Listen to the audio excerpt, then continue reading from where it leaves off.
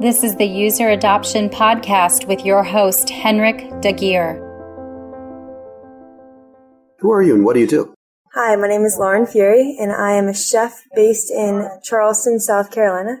I prepare in-home meals and food to go, and I love to feed people, and I also do private in-home cooking classes.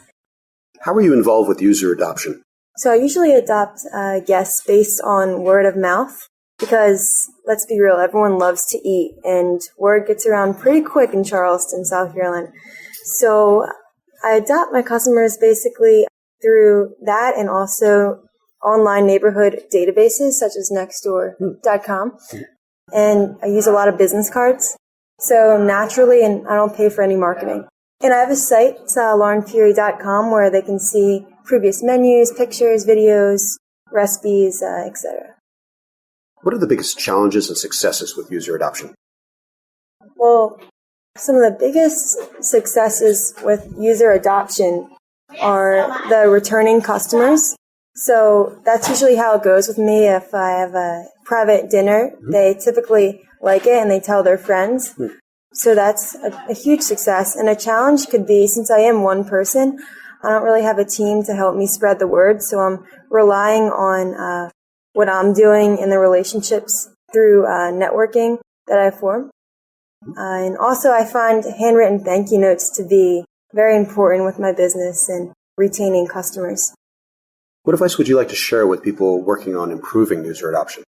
So for people working on improving user adoption, I would say just assume that you're not always doing everything right all the time and be willing to think outside the box. So when I started this business, the end of my freshman year at College of Charleston, I was struggling with finding enough customers.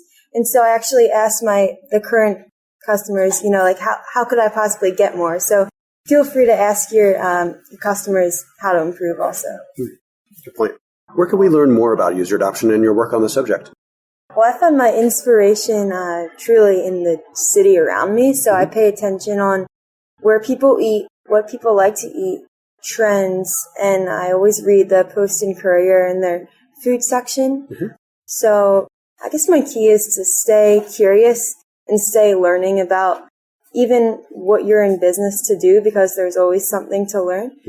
And that's how I gain a lot of customers too, because even though I do teach cooking classes, in homes, I'm always open to learning more too. And I think that's really important.